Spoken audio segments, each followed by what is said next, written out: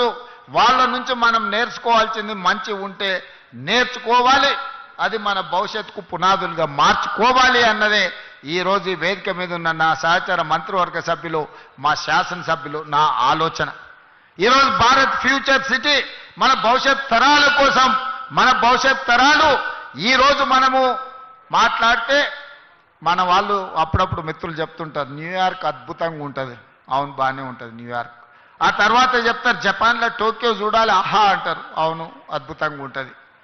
కొంతమంది మిత్రులు సింగపూర్ పోయొచ్చి అసలు సింగపూర్ ఉంటుంది చూడాలన్నా అని చెప్తారు, అది బాగానే ఉంది. మీరు అందరు చాలా మంది దుబాయ్ చూసిటారు, అబ్బా దుబాయ్ ఉంటుంది కదా అని మీరు చెప్తారు.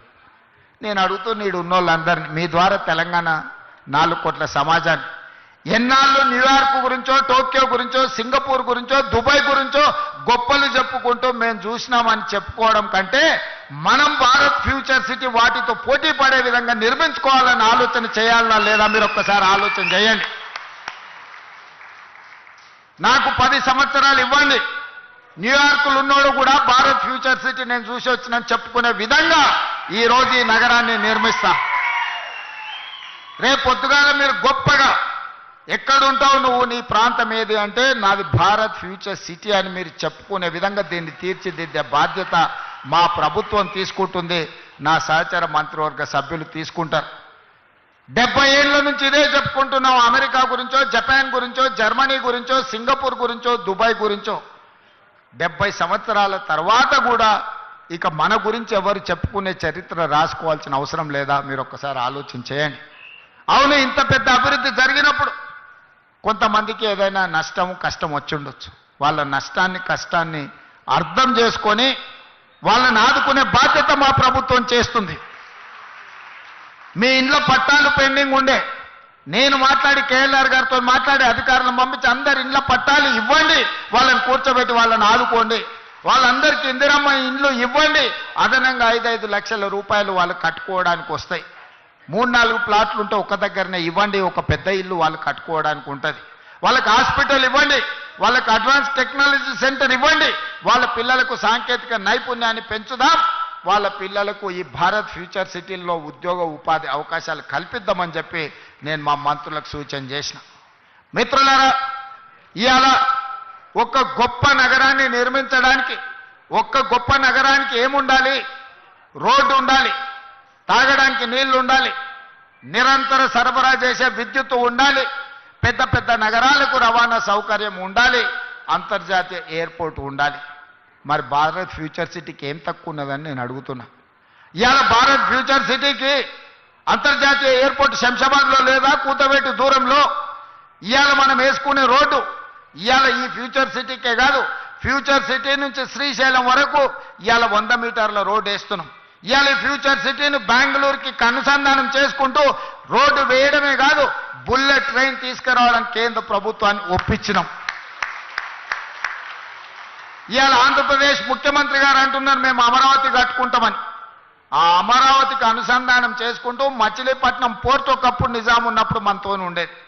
ఇవాళ తెలంగాణకు పోర్టు లేదని మనం ఎప్పుడు అనుకుంటాం. దక్షిణ భారతదేశంలో పోర్టు లేని రాష్ట్రం ఒక తెలంగాణ రాష్ట్రమే. అందుకే ఈరోజు పోర్టు లేని బాధను తీర్చడానికి మీ ఫ్యూచర్ సిటీ నుంచే, మన ఫ్యూచర్ సిటీ నుంచే మచిలీపట్నం పోర్టు వరకు dedicated green field national highway 12 lanes రోడ్డును వేసి భవిష్యత్తులో ప్రపంచాన్ని దిగుమతి చెయ్యాలన్నా, మన పరిశ్రమలలో ఉత్పత్తి చేసే వస్తువులను ప్రపంచానికి ఎగుమతి చేయాలన్నా మచిలీపట్నం పోర్టుకి ఈరోజు కనెక్టివిటీ ఫైనల్ అయింది. ఇదే కాదు, ఈరోజు చెన్నైకి బుల్లెట్ ట్రైన్, ఈ ఫ్యూచర్ సిటీ ఈ శంషాబాద్ నుంచి బుల్లెట్ ట్రైన్ చెన్నైకి వేసేది వయా అమరావతి ఈరోజు బుల్లెట్ ట్రైన్ కేంద్ర ప్రభుత్వం ఆమోదించింది. అంటే రేపొద్దుగాల మీ ఊరు నుంచి బెంగళూరుకు బుల్లెట్ ట్రైన్ ఉంటుంది, అమరావతికి బుల్లెట్ ట్రైన్ ఉంటుంది, అక్కడి నుంచి చెన్నైకి బుల్లెట్ ట్రైన్ ఉంటుంది. ఈరోజు ఇవన్నీ కూడా మనం ప్రణాళికబద్ధంగా ఈరోజు అభివృద్ధి చేసుకుంటున్నాం. దీనికి అవసరమైన నీళ్లను, అవసరమైన విద్యుత్తును ఇవ్వడానికి బట్టి విక్రమార్క గారు ముందుకొచ్చి ఈనాడు మనకు అన్ని రకాలుగా చేస్తున్నాడు. ఈ పైన కనిపించే ఎలక్ట్రికల్ పోల్స్ లైన్లు కూడా ఇంతకుముందు వస్తా ఉప ముఖ్యమంత్రి గారు శ్రీధర్ బాబు గారితో మాట్లాడిన వీటన్నిటిని కూడా అండర్ గ్రౌండ్ కేబుల్ చేస్తే ఇది ఒక గొప్ప నగరంగా వస్తుంది కదా. ఎక్కడికక్కడ వైర్లు లైన్లు కనిపిస్తున్నాయి. దీన్ని ఏ రకంగా అండర్ గ్రౌండ్ కేబుల్ చేయాలనో ఆలోచన చేయండి అని. ఈ రకంగా ఈ నగరాన్ని అభివృద్ధి చేయాలని ఆనాడు కులీ కుతుబ్షాయి ప్రజలతో నిండి ఉండాలి అని కోరుకున్నాడు. కానీ నేనేం కోరుకుంటున్నా భారత్ ఫ్యూచర్ సిటీలో అంటే ప్రపంచంలో 500 ఫార్చ్యూన్ కంపెనీస్ అని ఉంటాయి. అంటే ప్రపంచంలో అత్యంత ఉన్నతమైన అత్యధిక వ్యాపారాన్ని నైపుణ్యాన్ని ప్రదర్శిస్తున్న కంపెనీలను ఫార్చ్యూన్ 500 కంపెనీలు అంటారు. ఫోర్బ్స్ ఇండియా మ్యాగజైన్ లాంటి వీటిని అన్నిటినీ లెక్కగట్టి అన్ని రకాలుగా గొప్ప కంపెనీలను ఫార్చ్యూన్ 500 కంపెనీలు అంటారు. ఇప్పటి వరకు మన నగరంలో 85 మాత్రమే ఉన్నాయి ఆ ఫార్చ్యూన్ 500 కంపెనీలలో. రాబోయే 10 ఏళ్లలో నా లక్ష్యం ఫార్చ్యూన్ 500 కంపెనీలు భారత్ ఫ్యూచర్ సిటీలో ఉండాలి. ప్రపంచంలో ఉండే ప్రతి కంపెనీ గొప్ప కంపెనీ ఫ్యూచర్ సిటీలో ఇన్వెస్ట్మెంట్ పెట్టే విధంగా ఫార్చ్యూన్ 500 కంపెనీలను మీ గ్రామానికి మీ ఊరికి తీసుకొచ్చి ఇదొక పెద్ద గొప్ప నగరంగా తీర్చిదిద్దే ప్రణాళికలు ఈరోజు మన ప్రభుత్వం చేస్తుంది. అందుకే మిత్రులారా ఇందులో సహకరించండి. చిన్న చిన్న సమస్యలుంటే పరిష్కరించుకుందాం. కోర్టుకెళ్ళి సంవత్సరాల కొద్దీ తిరిగి అడ్వకేట్ల ఫీజులు ఇచ్చి రావాల్సిన నష్టపరిహారం మనకు రాకుండా పోతే ఈ ప్రాంతంలో భూముల రేట్లు కూడా ఎక్కడికి పెరిగిపోతాయో తెలియదు. ఆనాడు కూడా మీకు వచ్చే నష్టపరిహారం తక్కువ వస్తే మీరు ఏమీ కొనుక్కోలేని పరిస్థితి వస్తుంది. అందుకే ప్రభుత్వం ఉదారంగా మిమ్మల్ని ఆదుకోవడానికి సిద్ధంగా ఉన్నది. మీతో కూర్చొని మాట్లాడుకుందాం.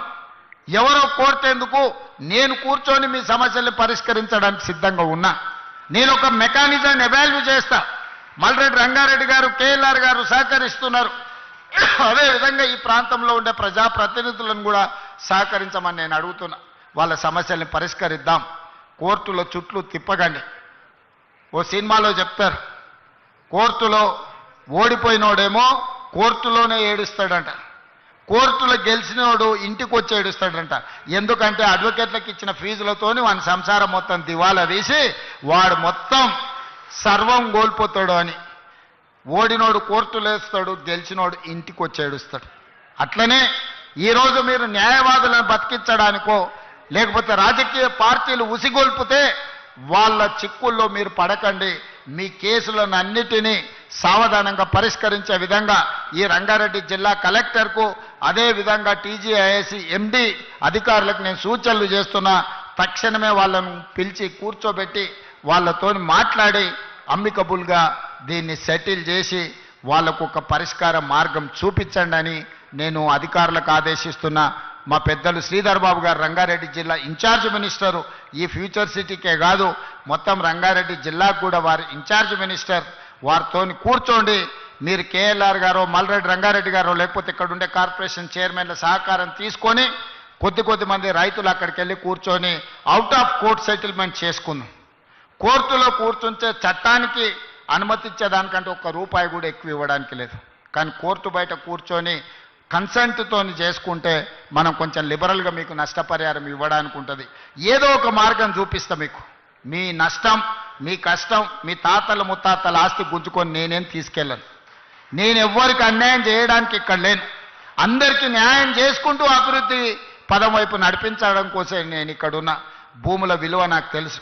ఎందుకంటే భూమితో నాకున్న సంబంధం వ్యవసాయమే కాదు వ్యాపారంలో కూడా భూమితోని నాకు సంబంధాలు ఉన్నాయి. భూమి విలువేందో నేను అర్థం చేసుకోగలిగినోని. మీ భూములను అప్పనంగా గుంజుకోవాలన్న ఆలోచన లేదు. మీకు న్యాయం చేసి తీసుకొని దీన్ని ముందుకు తీసుకువెళ్దాం. ఇదే కాకుండా చివరిగా ఒక మాట ఇవ్వదలుచుకున్నా. ఇవాళ ప్రారంభించినవి future city development authority office కానీ లేకపోతే ఈ రోడ్లు కానీ పక్కనే నిర్మాణం జరుగుతున్న స్కిల్స్ యూనివర్సిటీ ఎప్పుడొస్తుందో అని అనుకోకండి. డిసెంబర్ నెలలో ప్రారంభించుకుంటాం. నెలకు 3 సార్లు నేను వచ్చి ఇక్కడనే కూర్చుంటా.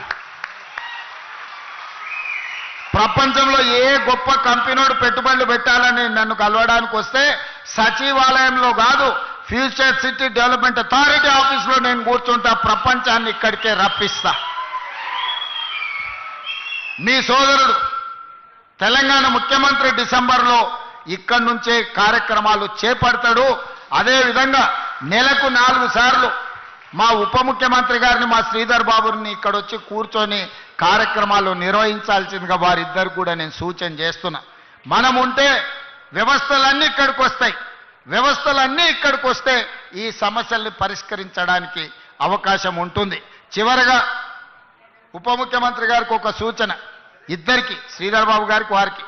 శ్రీధర్ బాబు గారు 10 ఎకరాల భూమి సింగరేణికి అలాట్ చేయండి. ఇందులో అదేవిధంగా బట్టి గారికి నా